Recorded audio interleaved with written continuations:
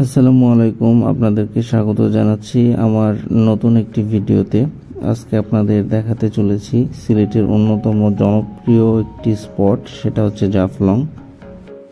যে পাহাড়গুলো আপনারা দেখতে পাচ্ছেন সেগুলো আসলে মেঘালয় রাজ্যের পাহাড়, ওটা বর্ডারের ওই পাশে। এইখানে যে নদীটি দেখতে পাচ্ছেন সেটার নাম হচ্ছে পিয়াইন নদী, যেটা ভারতের মেঘালয় রাজ্যের পাহাড়গুলো থেকে চলে এসেছে।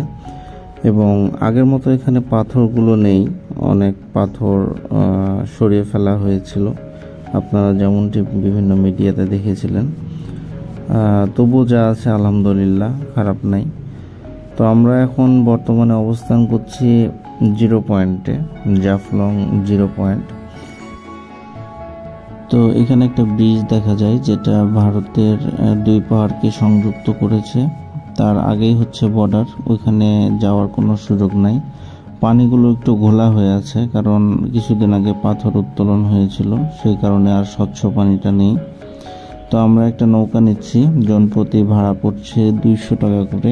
নদীর ওই পাশে যাব, কারণ বাকি যে সুন্দর স্পটগুলো রয়েছে সেগুলো আসলে নদীর ওই পাশেই আছে।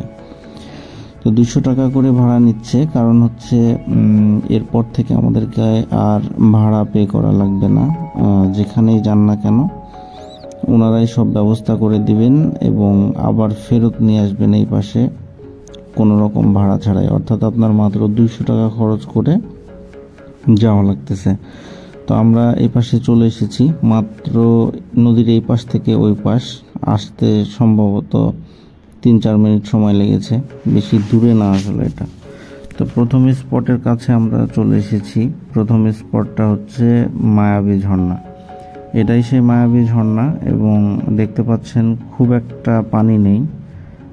সিলেটে আসলে ঘুরতে আসলে বেশি যখন পানি হয়, অর্থাৎ বর্ষাকালে, তখনই আসা উচিত। মানুষ অনেক, কিন্তু ঝর্ণাতে পানি নেই আসলে। তো আমরা মায়াবী ঝর্ণা দেখে আসার পরে এখন খাসিয়াপল্লীতে যাওয়ার চেষ্টা করছি।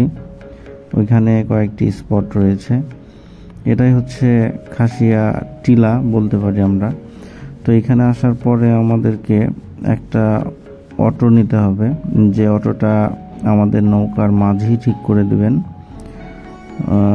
খাসিয়াপল্লীর ভিতরে আমরা অটো নিয়ে চলে এসেছি। খাসিয়ারা তাদের গ্রামকে পুঞ্জি বলে ডাকে। তো এই গ্রামটার নাম ছিল, তাদের গ্রামের চারপাশে ছড়িয়ে আছে অসংখ্য সুপারি গাছ এবং প্রত্যেকটা সুপারি গাছের সঙ্গে পান গাছের লতা জড়িয়ে দেওয়া রয়েছে।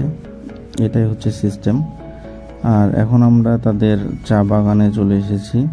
তাদের গ্রামের ভেতরে যে চা বাগানটা রয়েছে সেটা এখন দেখার চেষ্টা করব। এই হচ্ছে সেই বিখ্যাত চা বাগান। খাসিয়াপল্লীটা পার হয়েই এই চা বাগানটা দেখতে পারবেন। অটোতে আসতে মোটামুটি মিনিট 10 সময় লাগবে, খুব একটা বেশি না। এখানে অনেক মানুষ চলে এসেছে দেখার জন্য। এইখানে আসলে আপনি আসলে সবুজের যে সৌন্দর্য, সেই সৌন্দর্যটা দেখতে পারবেন। এই সুন্দর মুহূর্তটি আপনি ক্যাপচার করে নিতে পারেন। এই যে এখানে ভাড়াটে ফটোগ্রাফাররা রয়েছে, প্রত্যেকটা ছবি 3 থেকে 5 টাকা করে নিবে, দামাদামি করে নেবেন। এটা হচ্ছে খাসিয়াপল্লী বাজার, চা বাগানের ঠিক পাশেই ছোট একটা মোটামুটি বাজার। এই বাজারে যে জিনিসগুলো পাওয়া যায় সেগুলো হচ্ছে খাসিয়াদের হাতের তৈরি কিছু জামা কাপড়, ওদের ট্র্যাডিশনাল যে ড্রেস সেগুলা, এবং চা তো থাকবেই, অনেক ধরনের চা থাকে, সেগুলো আমরা ট্রাই করেছি অল্প অল্প করে। এটা হচ্ছে চায়ের দোকান। তো এখানে চা পেয়ে যাবেন। এখন হচ্ছে আমাদের ফেরার পালা, কিন্তু আরেকটা বিষয় আপনাদেরকে জানানো দরকার, সেটা হচ্ছে ফেরার সময় আমাদের আর কোনো ভাড়া পে করা লাগবে না, সেটা ওই যে 200 টাকার মধ্যে অন্তর্ভুক্ত আছে।